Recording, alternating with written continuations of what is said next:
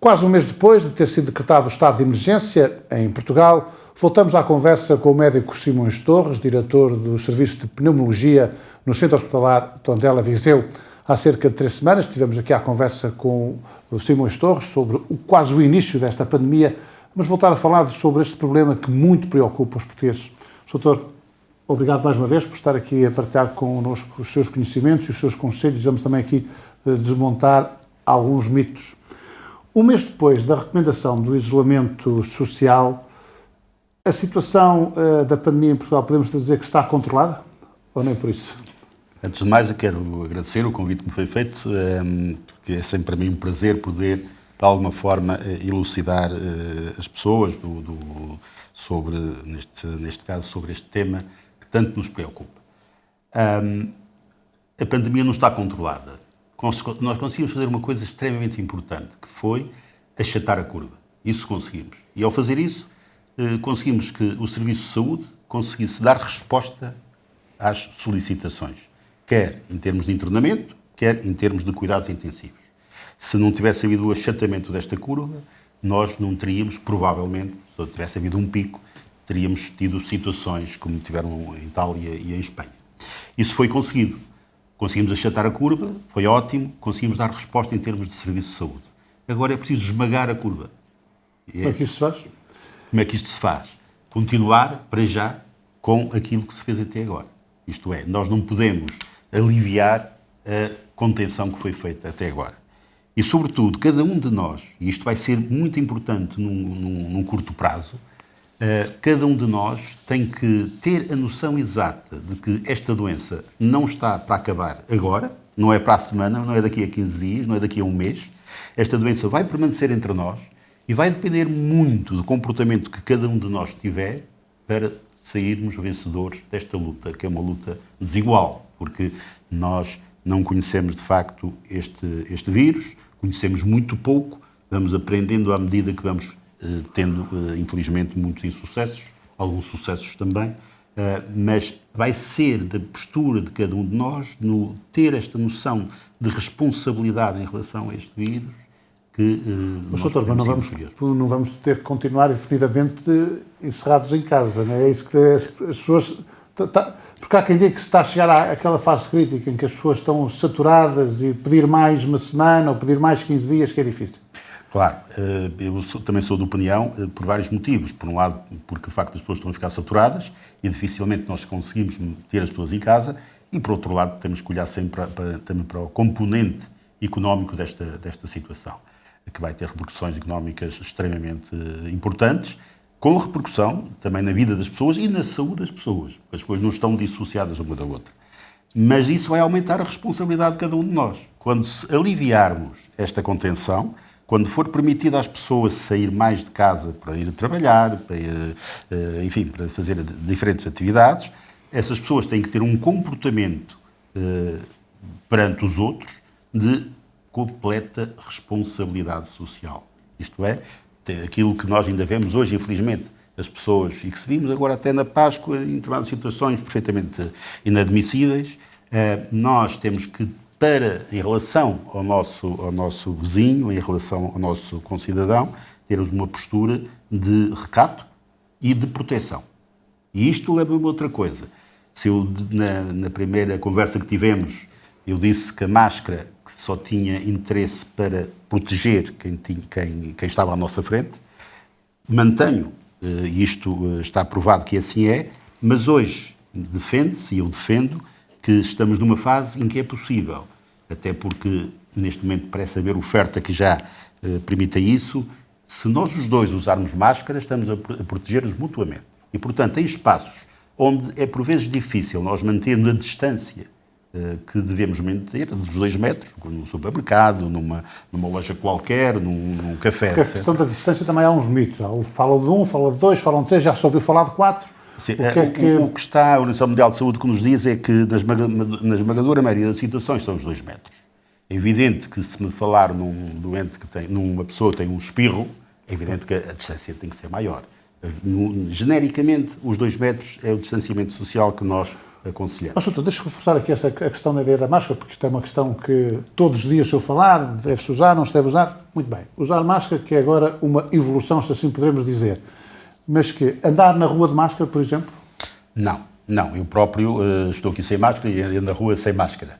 Mas se entrar num sítio onde haja muitas pessoas, e nem todas as pessoas têm o cuidado de não se aproximar. Ir ao supermercado. Supermercado, exatamente. Supermercado, uma lojinha qualquer, onde haja várias pessoas ao mesmo tempo, aí aconselha-se neste momento a que todas as pessoas usem máscara. Mas isto só é eficaz se todos usarem a máscara. Porque se eu usar a máscara e houver pessoas que não estejam a usar a máscara, eu estou a protegê-lo a eles, porque estou a usar máscara, mas eu não estou a proteger a mim. Nós estamos a ser uma fonte de contágio, de provável contágio em relação a mim. Portanto, tem que haver um uso generalizado da máscara. Transportes públicos? Transportes públicos, todas as situações em que haja em que este distanciamento social de 2 metros não seja possível, possa não acontecer, não é? Em todas as situações. Agora, na rua, onde há pouca gente, como eu agora vim aqui no Alberto Sampaio, que não havia quase ninguém, é evidente, eu posso ver uma pessoa e afastar-me um bocadinho, e pronto, aí não há problema nenhum eu não usar máscara, porque o vírus, felizmente, não vem para o ar.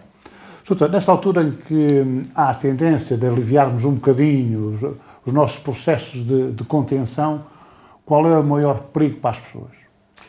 O maior perigo era este que lhe estava a dizer, é as pessoas não terem uma consciência exata do que é esta doença. E poderem pensar que isto está a chegar ao fim e, portanto, podemos começar a não ter os cuidados que devemos ter. Como eu dizia há bocadinho, até agora é preciso ainda mais que as pessoas, à medida que se for aliviando esta contenção, para as pessoas poderem ir para o seu trabalho, agora a escola começou para os jovens do segundo e terceiro ciclo. Sim, mas embora é à distância ainda, não é? Exatamente. Portanto, as pessoas têm que agora assumir, e isto é uma questão de cidadania, é assumir que têm que ter uma postura em relação a todos os outros, uma postura de precaução em relação aos outros. E é isto que é fundamental que as pessoas tenham na cabeça, porque isto não acaba no dia 30 de Abril, nem no dia 15 de Maio. Isto, infelizmente, vai continuar. Provavelmente vai continuar não com esta intensidade, como é óbvio, mas vão aparecer casos durante todo o ano. E só quando tivermos uma vacina que este capacete que vai estar na nossa cabeça é que desaparece completamente. Até lá, vamos andar sempre com este capacete. Mas podemos passar por isto de uma forma relativamente tranquila. E com, enfim, uma situação relativamente leve. Mas depende de cada um de nós. Eu costumo dizer, desculpe-me só, esta chega, não sei o que aconteceu nesta Páscoa. Não sei se houve muitos ajuntamentos, mas se os houve, e naturalmente que houve alguns, se os houve, nós vamos ter o reflexo disso daqui por uma semana, mais ou menos. Porque as pessoas continuaram a juntar-se e às vezes não tiveram, às vezes não, muitas vezes não têm as precauções que deveriam ter. Vou aqui, não vou com certeza fazer nenhuma inconfidência, mas quando combinávamos esta nossa conversa ao telefone, o doutor contava-me que de manhã ir para o hospital, num destes dias, tinha assistido a um ajuntamento até de pessoas à volta para a aquisição de produtos hortícolas e que isso o deixou muito preocupado. Exatamente. Eu hoje de manhã, quando saí para o hospital, vi uma fila enorme, uma fila que tinha para aí 100 metros ou coisa parecida, as pessoas a falarem uns com os outros. Iam comprar, de facto, plantas para a sua agricultura, mas com uma postura que me deixou muito receoso, porque precisamente se abrir um bocadinho esta contenção, esta pressão sobre as pessoas, esta liberdade que vai ser concedida, se as pessoas não tiverem uma noção exata do que está a acontecer, do que pode acontecer, isto vai ser um desastre. Muita educação, é preciso muita educação e o que estamos a fazer aqui hoje, o que fazem os canais de televisão, felizmente, o que fazem os jornais, de um modo geral, penso que é extremamente importante informar as pessoas. Já há redes sociais, há uma série de coisas que são lamentáveis. Há que filtrar. Falem desta questão agora que o uso mais generalizado da máscara. Aqueles conselhos que o doutor nos deu na nossa primeira conversa, ou lavar as mãos, isso continua a ser válido e cada vez mais, não é? É o mais importante. Eu costumo dizer que muita informação pode até dificultar as coisas. É preciso uma informação que seja útil para as pessoas e que as pessoas facilmente possam cumprir. e essa continua a ser muito válida. Lavar as mãos, não tocar com as mãos na cara, nariz, boca e olhos são as portas de entrada do vírus, e o distanciamento social. E isto é fácil de fazer, qualquer um de nós pode fazer sem custo nenhum e continua a ser muito válido. Se eu for a um espaço onde saiba que possa ter um distanciamento de 2 metros em relação a outra pessoa, a máscara aí não tem grande utilidade. Ela é muito útil se todos usarmos e em locais onde esse distanciamento não é possível. Portanto, continua a ser muito, muito, muito importante estas 3 regras, que é, já, por exemplo, o uso de luvas. Aparecem mais vezes doentes com luvas. A luva é um mito, porque nós tocamos em superfícies que estão contaminadas com o vírus, tocamos lá com a luva e depois vamos com a luva à cara e é a mesma coisa que se fosse a mão. E as pessoas sentem-se falsamente protegidas. Portanto, acham que estão protegidas e até mais facilmente tocam com a luva. Ainda um dia deste vi uma doente para um casal e a senhora vinha toda equipada com as luvas e eu perguntei-lhe para ela trazia as luvas. E ela dizia, não, então por causa disto, agora por causa desta doença que anda aí, eu agora assim com a luva não há problema nenhum. E a senhora tocava na cara assim, mas já viu o que está a fazer? A senhora está a tocar na cara com a luva. É a mesma coisa que se fosse a mão. Portanto, é uma ilusão. E as pessoas têm que entender isso. Doutor, para também alguns esclarecimentos, e às vezes há pessoas que ficam preocupadas com pequenos sintomas que correm logo para os médicos e para o centro de saúde, não é o caso agora, que agora também estão fechados, mas talvez pedir aqui uma clarificação. Quais são os sintomas que devem preocupar as pessoas no sentido de poderem ou não avaliar se estão contaminados com o coronavírus? Ou infectados, melhor dito. Ora bem, é assim, o vírus tem há sintomas que são predominantes, na verdade, mas muitas coisas que as pessoas têm, muitos sintomas que as pessoas têm, nós temos que ver se esses sintomas são atuais, se começaram agora, ou se são sintomas que o doente já tinha anteriormente. Vamos ver, um doente que tem uma asma bronquica, por exemplo, que de vez em quando tinha uma tosse, tinha alguma dificuldade respiratória, até porque não tomava a sua medicação, o que também é frequente, de uma forma regular. E de vez em quando, agora também tem isso. Mas isso era uma coisa que já tinha no mês passado, há 2 meses, há 10 meses atrás. E se calhar esse doente não deve ficar preocupado, deve fazer a medicação que lhe está prescrita corretamente. E isso acontece com muita frequência.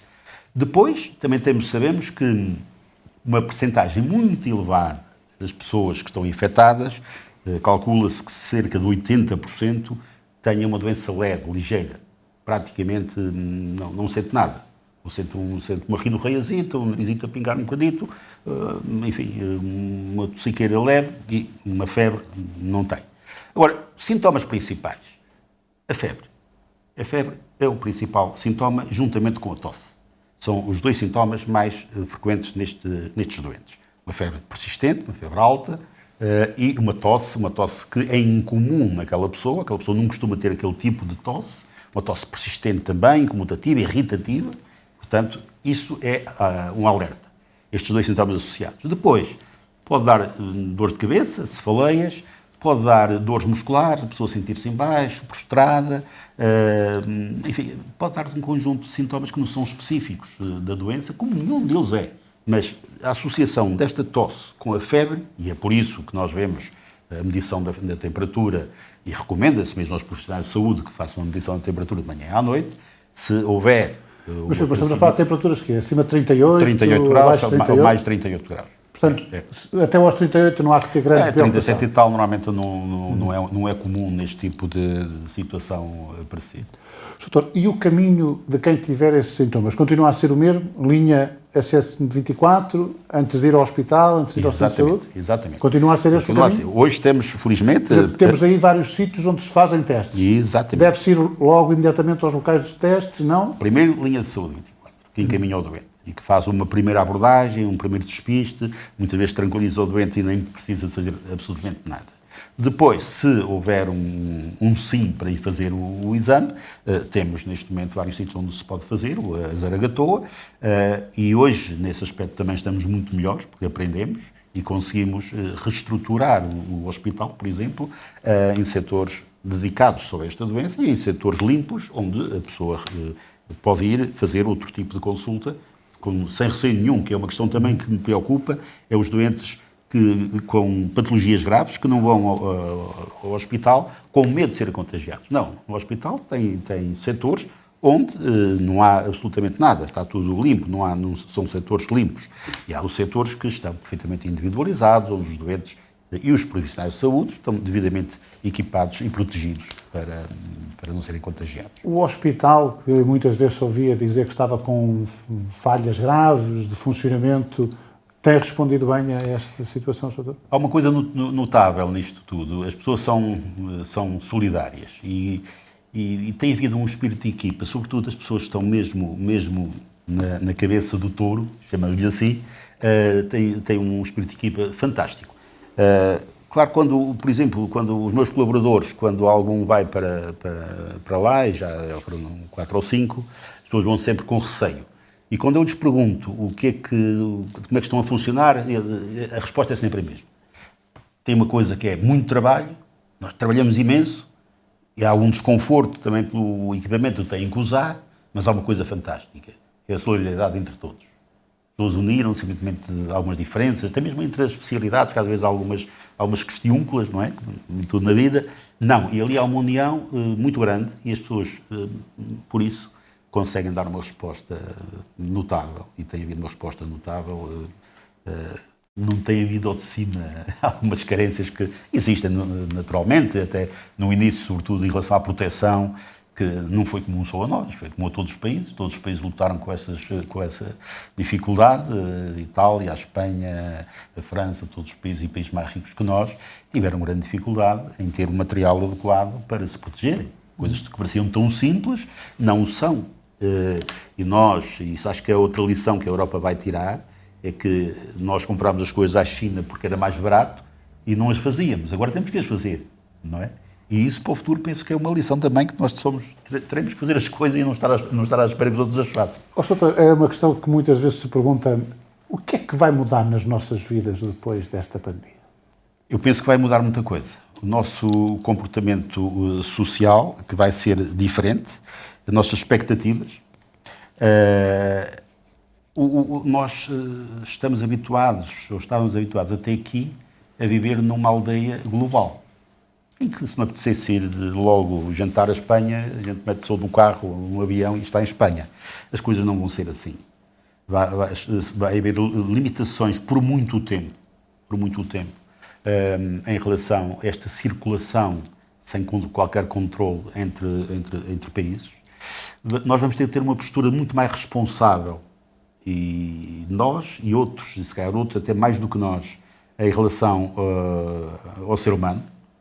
Vamos ter muito mais cuidado, embora seja difícil meter na cabeça de alguns governantes isso, mas as próprias alterações climáticas de que tanto se fala são responsáveis, em grande medida, por a transmissão destas epidemias que se vão manter e que vão acontecer com mais frequência no futuro. Esta é uma tragédia, mas elas vão acontecer com mais frequência, assim como aquilo que nós assistimos no dia-a-dia, ou de ano a ano, as alterações climáticas que temos vindo a ter.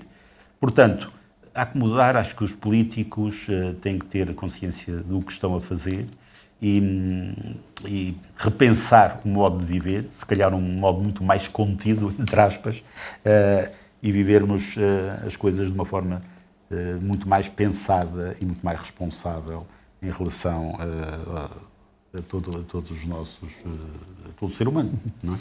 Doutor, estamos numa época de alergias, a questão das primaveras, dos pólenes. Isto pode criar complicações para a questão do Covid, quem esteja ou não? Ou quem tem estes problemas deve ter cuidados redobrados, nem por isso? Às vezes pode e tem acontecido, alguns doentes que têm sintomas próprios da época polínica ficam com receio que esse sintoma seja um sintoma Covid.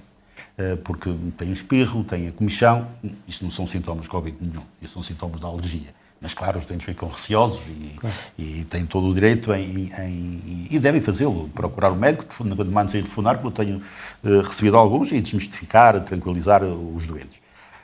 Por outro lado, o doente com alergia, seja aos pólenes, seja outra coisa qualquer, é sempre um doente de maior risco. A alergia é uma coisa que está no nosso, que circula no organismo e que, portanto,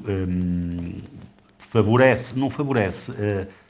A pessoa com alergia não tem mais probabilidade de apanhar o vírus, mas se o apanhar, a doença poderá ser mais grave. Poderá ser mais, pelo menos em relação a todos os vírus que nós conhecemos até agora é assim. Por exemplo, na gripe A, as pessoas com alergia eram colocadas num patamar de prioridade para receber a vacina, porque sabíamos precisamente que se tivessem a gripe, ela tenderia a ser mais grave do que se não tivessem alergia. População de risco, população idosa, os idosos poderão voltar a ter uma vida normal ou vai ser difícil? É curioso. Há algumas pessoas que estão reservadas em casa e que têm cumprido as regras e têm estado exato, mas às vezes questionam, mas agora vou passar o resto da minha vida ou confinado a este espaço. É assim, curiosamente, o grande grupo que foi infectado tem sido infectado pela Covid é entre os 30 e os 60. É a maioria. Claro que a mortalidade depois é a partir dos 70 e, sobretudo, a partir dos 80. Isso é óbvio e nós percebemos porquê. Porque as comorbilidades que as pessoas têm.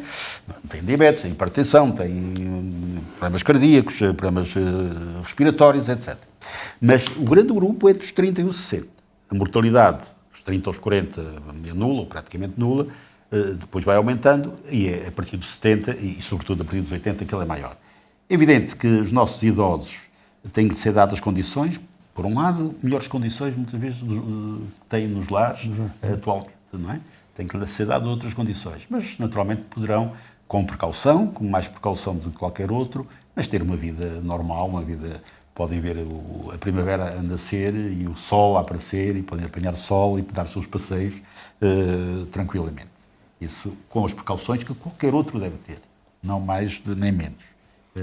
Agora, a questão é esta, é que se eu tiver 80 anos e se apanhar o coronavírus, é evidente que a probabilidade de eu ter um insucesso é maior. E é só nesse aspecto que tem que haver um resguardo por parte dessa gente maior. Mas é uma coisa curiosa. Precisamente é nesse escalão etário que muitas pessoas dizem eu já passei por isto e por aquilo, não vai acontecer nada. Não é? Aliás, isto acontece com alguma frequência.